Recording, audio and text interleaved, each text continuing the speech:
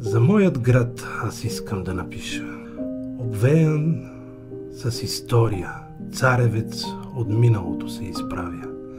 Над меандъра на етера държи на второто ни царство скиптъра. Чертожите на мраморни дворци напомнят за победни празници, за славни коронации и тостове с наздравици.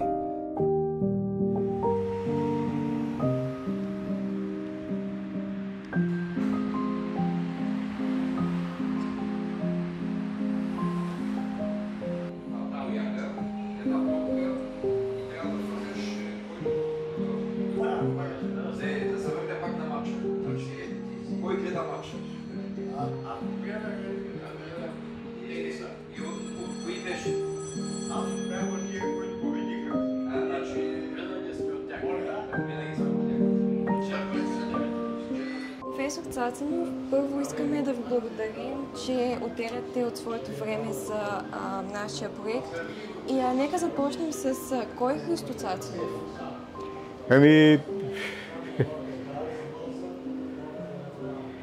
Личност, жив човек, нали? Да. Занимавам се с изкуство, ако мога така да обобщено да го кажа. И работил съм дълго време като преподавател, като възпитател. Съм предавал това, което знам, което мога. Първо бях на ученици, след това на студенти. С две думи, това съм. Да. Какво е за вас Велико Търново? Той ми е родният град. Всъщност аз не съм роден в Велико Търново, в едно село наблизо, но от 1947 година живея в Търново. Да. Добре, а как бихте описали Велико Търново с една дума? История. Как минава един ваш ден? Зависи от гледната точка. В какъв смисъл? Един обикновен ваш Обикновен ден? Да. Аз съм пенсионер. Вече имам повече свободно време, което гледам да го използвам. Един човек, който се занимава с изкуство, няма много време за странични занимания, но обикновено до обед си свършам елементарните нужди и след обяд някой път и късно вечер, дори и през нощта, се налага да работя това, което ме вълнува в момента и което е интересно за мен. Общо взето, така, някой път ходя на кино, на театър, на развлечение, в заведение. Обикновен живот. Кога и как решихте, че искате да рисувате и да учите изобразително изкуство? Още от, както казват, нали, малко тривиално, още от малък се занимавах с рисуване. На времето имаше доста кръжоци и занимания по интереси. По времето на социализма имаше пионерски дом, който беше на хълма Царевец. Това е бившата ловна хижа на цар Фердинанд, когото днеска погребват официално в двореца Събрания. И там имаше най-различни кръжоци по интереси. Корабомоделизъм, авиомоделизъм, рисуване, моделиране, естествознание, дори и балет съм играл. Да, в една постановка, руска постановка Зайко се Знайко, аз играх втория заек. И оттам придобих интерес към рисуването. Открих просто наклонност. Беше ми интересно начина, по който, нали, се прави една рисунка, как се прави една композиция, как се съчетават цветове. И определено още от малък. А не сте ли искали да се занимавате с нещо друго? Да, бях решил, завърших строителни техникум. Първо кандидатствах архитектура, но по матика ми писаха 2,75 и дотам беше архитектурата. Значи това ви отказва от мечтата. Да. И за късмет тук съществуваше вече Великотърновски педагогически институт беше отначало. И след казармата кандидатствах. Какво място заема Велико Търново във вашето Мястото творчество? на Велико Търново ми е много важно място, защото, както казах, той е исторически град, той е пълен с история. Да. Всеки камък тук може би, особено в старата част, в новата, той е обикновено разбираемо. Важните исторически места са тук в старата част. Царевец, Света гора, Момина крепост, Хълма, Трапезица. Това са места, които и сега могат да се разкопават и излизат много ценни открития. Така че обект е на всякакъв вид творци, на певци, музиканти, художници особено. Много важно място да има Велико Търново. А можете ли да изрецитирате ваше стихотворение? Да рецитирам? Ваше стихотворение. Ами трябва да го прочита, ама нямам книгата в момента. Обич. Нечакана. Внезапно тя идва като юнски дъжд. И упорито романтична те обладава изведнъж. Тя не задава никакви въпроси. Не носи чувство за вина. Просто там е. Светлина. Защо избрахте да учите в Висш педагогически институт в Велико Търново, а не в Висшия институт за изобразителни изкуства? Сегашната художествена академия в София. Да. Ами точно за късмет, нали, казах преди малко, по това време откриха Висшия педагогически институт, тук на Света гора, който отначало беше катедра изобразително изкуство. И имаше и такив интересен момент. Отначало катедрата беше в историческия факултет и даже и в факултета по физкултура. Ние не бяхме самостоятелен факултет отначало. Там кандидатствах и ме приеха. И беше много по-удобно, нали, от граждански смисъл и от всякакъв. А спомняте ли си кандидат-студентският изпит? Помня ги много добре, да. Какво ви се падна като тема? Ами, той изпита беше в три изпита, да. 3 изпита беше целият изпит. Отначало се рисуваше глава от натура, след това композиция и накрая български език. Най-трудното беше български език. Защото там обикновено пишеха двойки и примерно ако имаш 6 по рисуване, имаш 2 по български, не мога да се класираш. После, слава Богу, го премахнаха българския. Но много по-късно.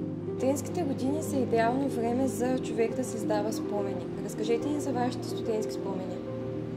Любимите ви лекции, любими преподаватели?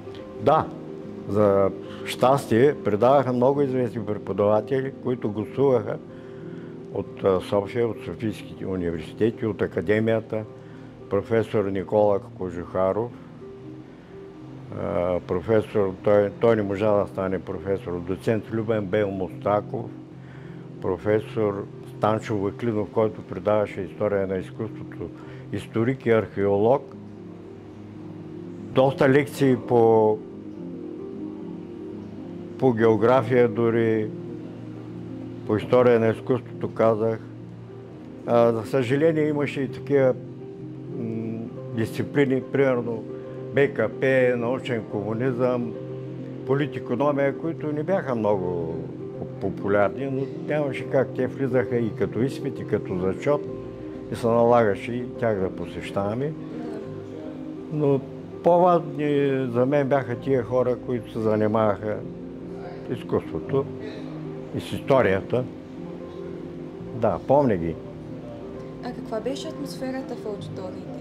Посещаваха лекциите, примерно по история на изкуството, идваха историци, хора, които учат история, които следват, нали, български. От други специалности да слушат много интересни лекции се провеждаха. Тогава нямаше така, медиите не бяха толкова модерни, съвременни, но имаше аспектомати, които прожектираха много интересни репродукции и събираха тази първата аудитория, която е горе в ректората събираха около 200 души на лекция. Даже и повече, защото нямаше място просто. Как протичаше тогава учебният процес? Учебният процес, къде е в университета? В факултета мога да ви кажа, да. В факултета ние имахме формално казано лекции и упражнения, но при нас трудно може да разграничиш лекцията от упражнението или от, както му казват, семинарите. При нас се преливаха лекции с упражнения. Няма как да отделиш лекцията от упражнението, от заниманията, практическите занимания. И това правеше много интересни. Целият процес ставаше много интересен. Ползваха се нагледни материали на репродукции, на спектромати. По история на изкуството беше много интересно, защото тогава нямаше и такава информация за музеите в Прадо, в Лондон, нали, всички галерии в Щатите. Всичко го гледахме на спектромат, на кадри. Чак по-късно вече стана осъвременяването на процеса и затова беше много интересно. Информацията не беше така наситена и достатъчно популярна, както е сега. А как протичаха дните ви след лекциите, които сте имали? Как протичаха? Да. То зависи по каква е лекцията, нали? В смисъл, имахме лекции по история на изкуството, имахме отначало профила беше чисто педагогически, изучавахме педагогика. Имахме така, на края на заниманията, имахме практически занимания в училища. Изнасяхме открити уроци на децата в началните училища. Предучилища възрастни от първи до седми клас ходехме да изнасяме уроци и ни слагаха оценка. Така че имахме връзка с действителността. Как премина вашия първ урок, който сте имали? Почти трагично, защото аз не можех да спазвам дисциплината в класа. Те бяха четвъртокласници, но се справих. След 2-3 урока. Със сигурност е бил полезен опит за вас. Много полезен. Го помня, да. А как протече първата ви изпитна сесия? Проблемите по професионално отношение нямаше проблем. Проблемите бяха в тези специалности.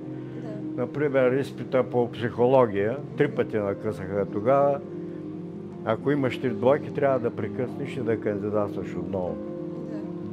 И накрая имахме един преподавател, забравих му фамилията, той предаваше по психология. На 3-тия път вече отиваме на ликвидационна сесия с една печена кокоша, едно шише ракия и един клон от цъфнала липа. И той човека си беше решил, че ще ни пише тройки. Отговорника вика с книжките примеря, написа тройките и това беше. Отървахме се. Интересно. Много интересно.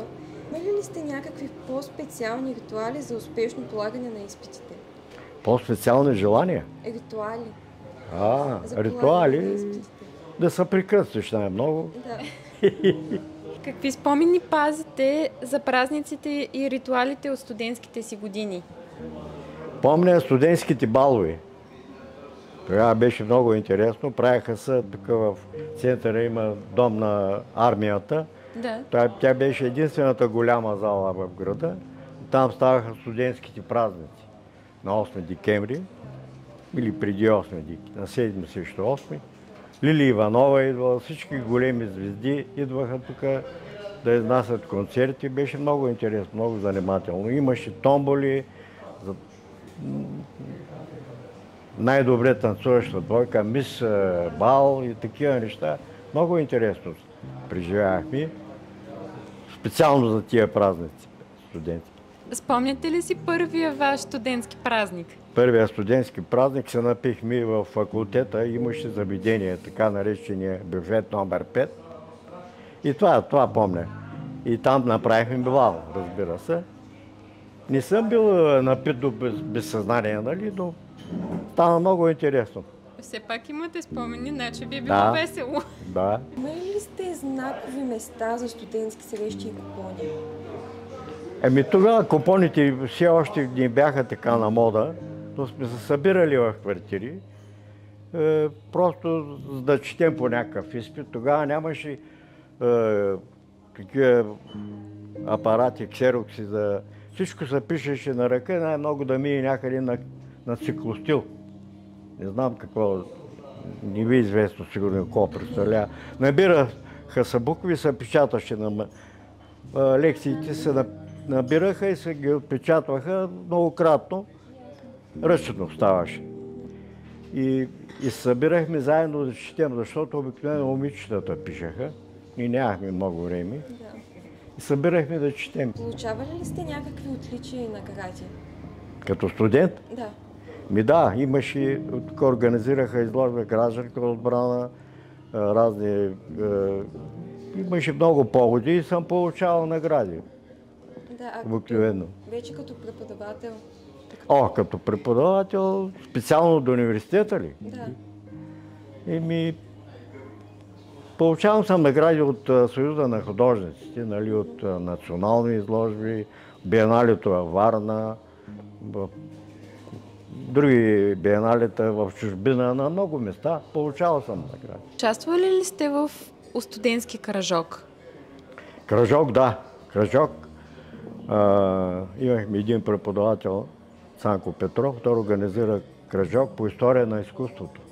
Посещавахме църкви, манастири, там където има икони, стенописи. Беше много интересно. Кое беше първото място, което сте посетили? Арванаси.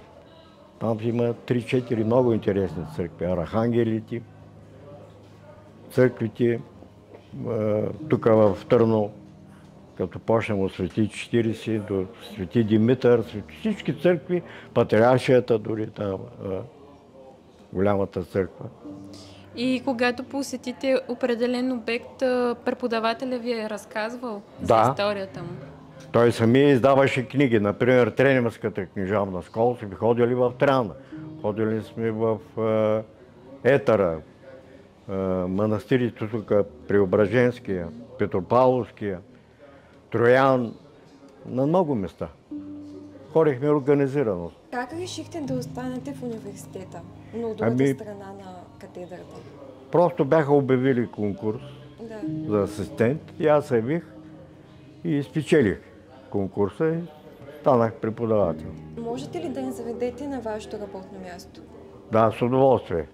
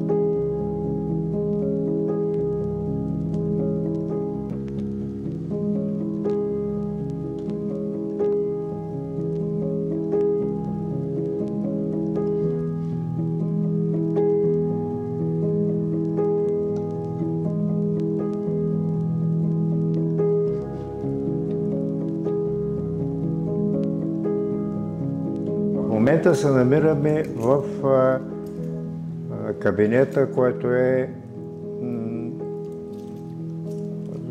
е катедрената, се помещава катедра график. Да. Тук работят моите колеги, те са 2 доценти, 3 асистенти, общо и една госпожа има, аз се забравих фамилията, Деница, Бето я потърсиха преди малко. Те са 6-7 човека. Да. Тук, като канцелария един вид на катедра графика. Да. Кога и как започна вашия академичен път? Академичният ми път започна след като станах асистент. Нали, от асистент нагоре продължава старши асистент, главен асистент. След това се прави, защитава се доцентура.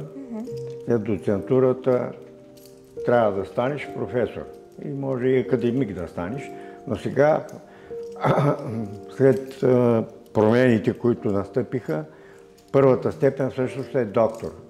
Преди да станеш асистент, трябва да станеш доктор, да защитиш докторантура. И от тогава продължаваш нагоре по йерархията. Какви бяха първите ви впечатления като преподавател? Ами аз си ги познавах всичките колеги, още те ми предаваха на мен. Аз съм се обучавал от тях, така че връзката беше много естествена, нали, като преход. То нямаше никакъв преход. Директно стана връзката, де-факто и де-юре. А кое ви харесва повече? Да рисувате или да преподавате? И двете.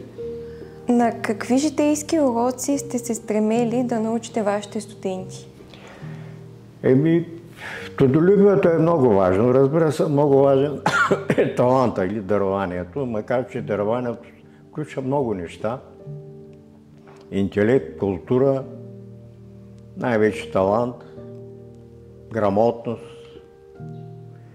И исках да им внуша, че той е като в спорта. Човек, за да не трябва да спира, трябва непрекъснато да работи или да тренира, или да се упражнява. Както музикантите се упражняват, така и художниците трябва да продължават да рисуват. Не е полезно да спираш, нали, и да почнеш да минава някакъв период и да почнеш от начало. И стремях се, нали, това да им стане като навик. Труда. Защото виждате, труда е доста. Да. И на моменти е много и се цапа, особено в графиката, черното е неизбежно.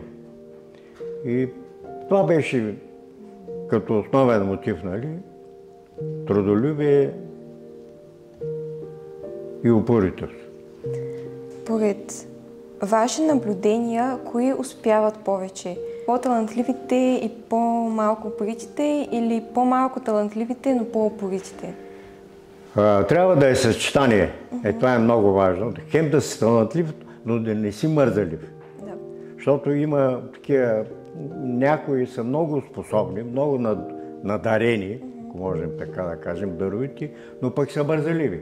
И те достигат до едно ниво и повече не могат да продължат поради мързел или поради глупост, може би, да знам. Но това съчетание трудно става. Да. Хем да си талантлив, хем да си работлив. И целта беше тия, които имат дадености, да продължават, да се развият. Не да остават на едно положение, нали? До едно ниво. Да. Но пък и трудолюбието е необходимо, защото то помага в степента на развитие. Нали? И може да постигнеш нещо без труд. Така е, да. И понякога се получава разминаване, защото той в края на краища и вола работи, но се остава вол. Да. Това е разликата. Да. Че трябва да имаш и талант, който да развиш, да стигнеш до някъде, да постигнеш успех. Напълно съм съгласна. Какво бихте посъветвали бъдещите кандидат-студенти по изобразително изкуство, които са решили? Мога да им пожелая да бъдат упорити и да не се отчаяват, ако има неудачи, а да продължават, да кандидатстват и да работят. Вие сте специалист по композиция. Ако трябва да нарисувате в едно платно живота си, как би изглеждало то и къде ще поставите сюжетно-композиционния му център? Живота почва от ембриона. Бих нарисувал един ембрион като начало и бих го сложил в центъра на композицията, образно казано. Кой ви е любимият спомен от работата ви в факултета? Едно време ходехме на практика в чужбина. Има много хубави спомени от посещението си в Германия, в Полша, в Чехия, в Украина, в град Лвов, който е на границата с Полша, в Киев, Ленинград, сега Петербург, нали, тогава беше Ленинград, но там са ми най-хубавите спомени, защото ходихме по много музеи. Повечето част от практиката мина посещение на музеи. Третьяковската в Москва, Ермитажа в Ленинград, в Киев има.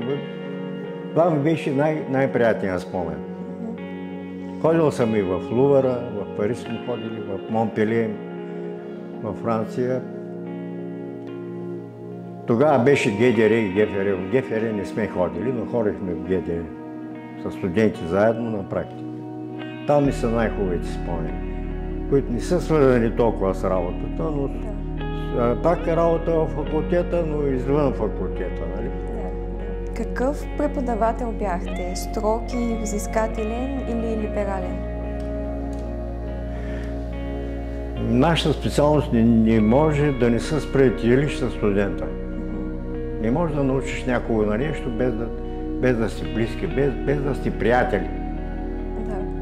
И така че, когато трябва съм бил либерален, но когато се е налагало, съм бил и взискателен, защото има все пак някаква програма в академичното развитие, в образованието, има една последователност, която ако не я спазиш, нали, правиш някакви пропуски, за които после съжаляваш. Така че съм бил и от двете страни. Какво е за вас университета събран в една дума? Светлина. Може би защото давате потека на студентите, които са избрали това? И така може да се приеме, или може би и това, което получавам от университета, също е светлина. След като сте прекарали активните си години в университета, какво най-много ви липсва от него? Ежедневието ми липсваше от начало.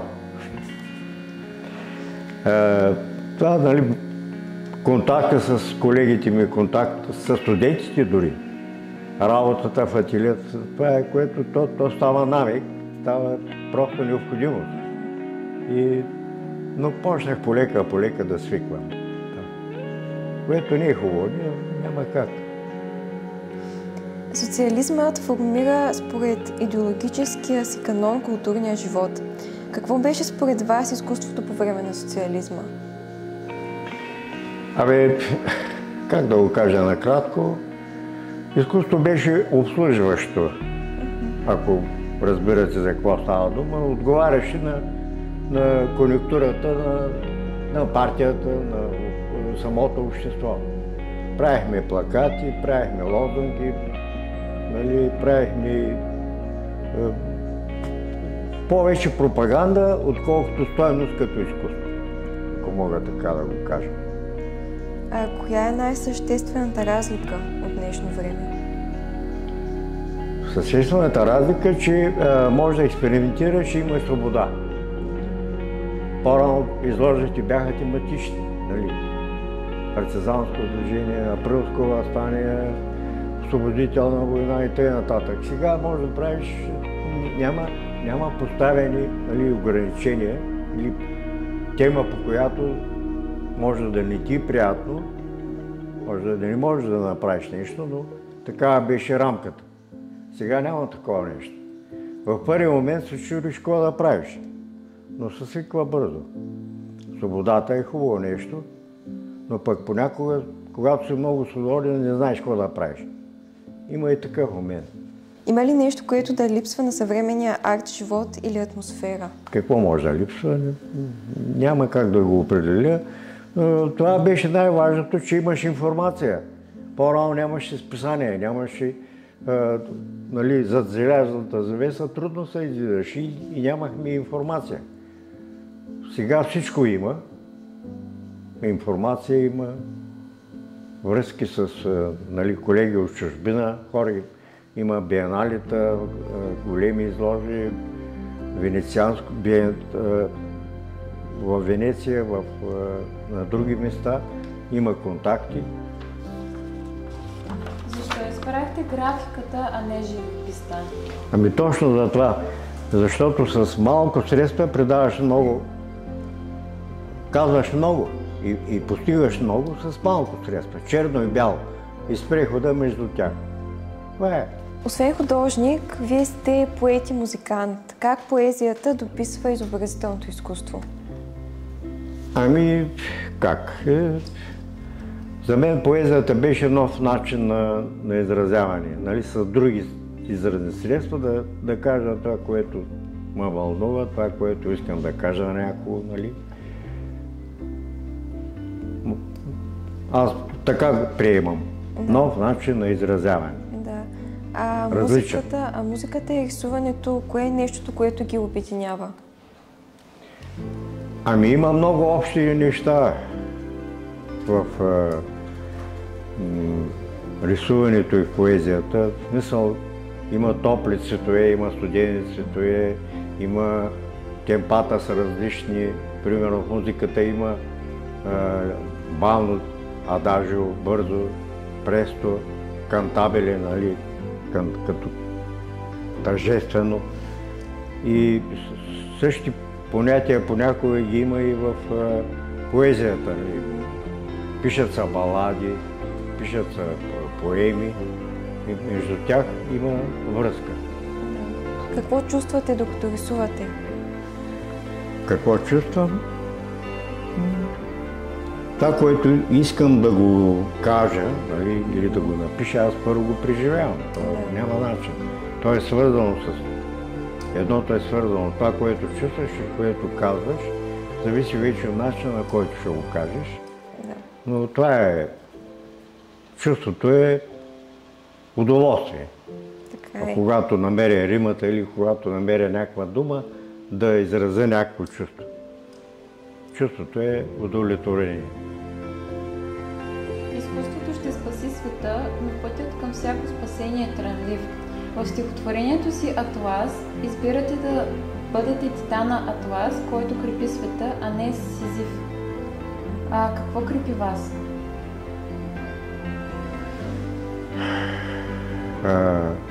Атлас държи земята, нали, знаете легендата. Сизиф търкаля камъка. Сизиф си почува от време на време.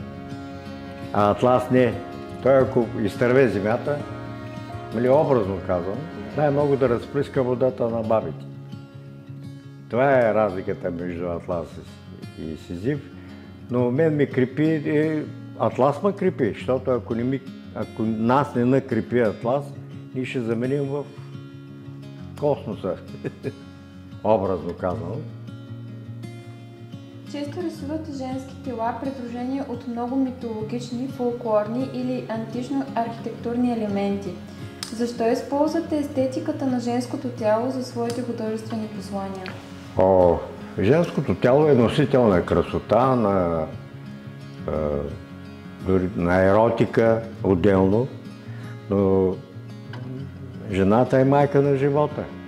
Тя винаги ще бъде номер едно, така казано общо, защото тя дарява живота на земята.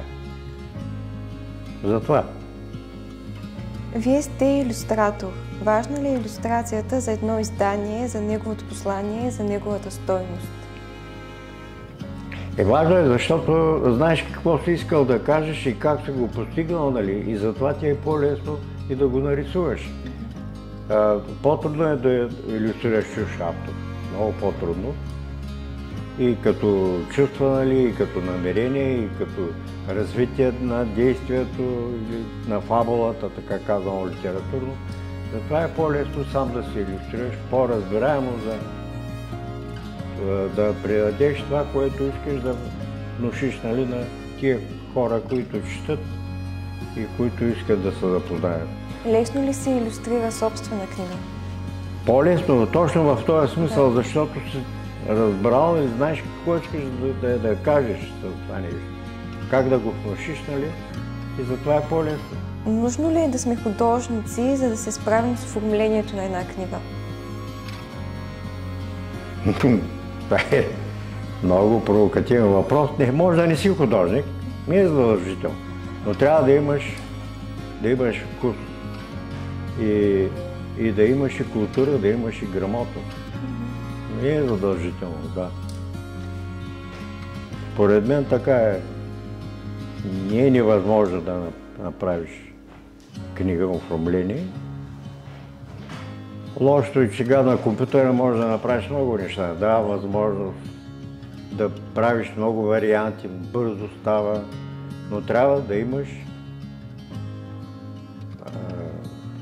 да разбираш от цветове, да разбираш от композиция, просто да си подготвен, да не работиш на тъмно. Не, че не е необходимо да си художник, но да имаш вкус, да имаш култура и да имаш грамотност. Общо казвам. Разкажете ни повече за вашите изложби.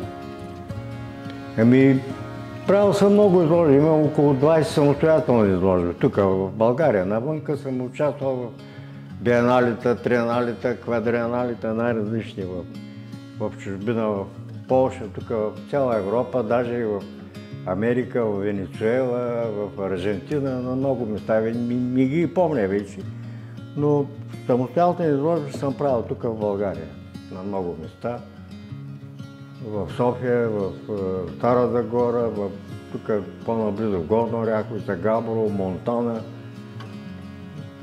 Търговище, Добрич, там правиха графична изложба в Пазарджик, има там на името на Георги Герасимов, на много места.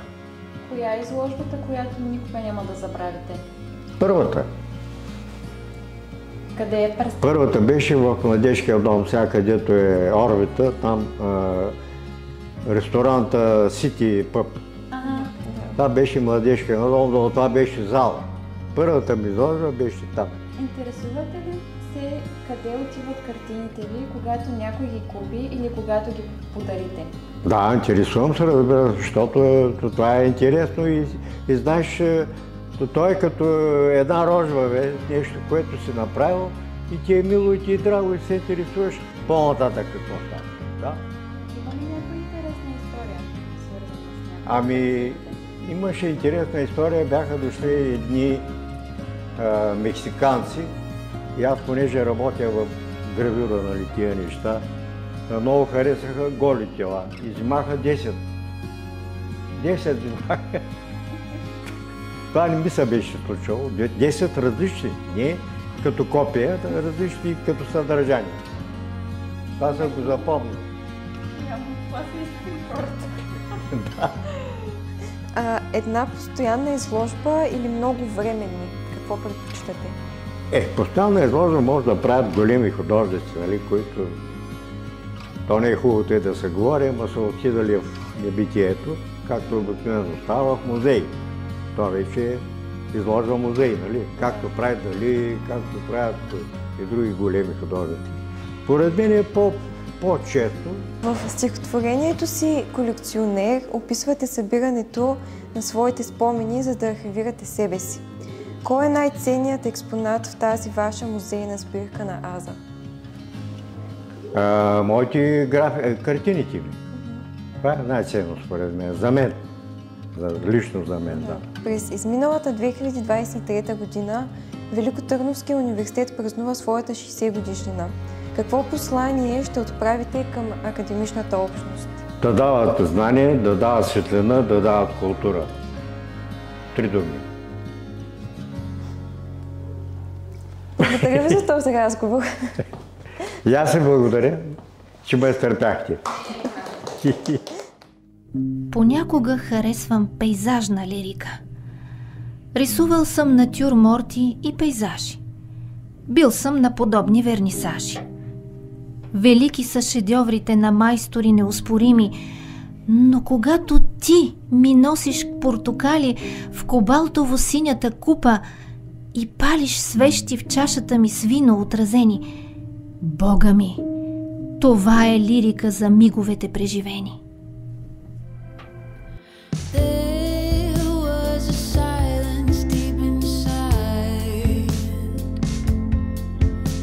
Held on a wish and gone with the